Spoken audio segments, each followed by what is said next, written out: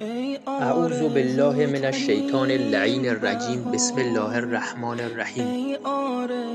آیا دوست دارید که هیچ فقیر و گرسنه و عریان و مقروض و ستم دیده و اسیر و بیماری در روی کره زمین نباشه و هیچ جنگ و ظلمی در جهان نباشه و هیچ گمراه و گمراه کننده و مستضعف و کافر و ناصبی در دنیا نباشه و ریشه فقر و تبعیض و ظلم و بیماری و فساد و انحراف و گناه از روی کره زمین برچیده بشه و بالاتر از همه اینها کره زمین تبدیل به بهشت بشه؟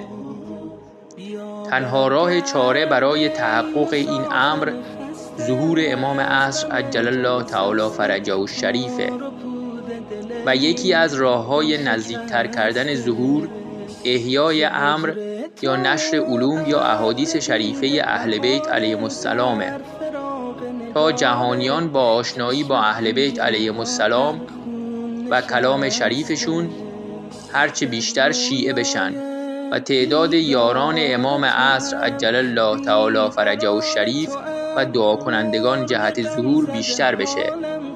حال چه کسی در این عصر بهتر و بیشتر و کاملتر از همه امر اهل بیت علیهم السلام رو احیا میکنه جز علامه الله یاری؟ پس کمک به علامه الله یاری یعنی کمک به امام عصر عجل الله تعالی فرجه الشریف و نزدیکتر کردن ظهور.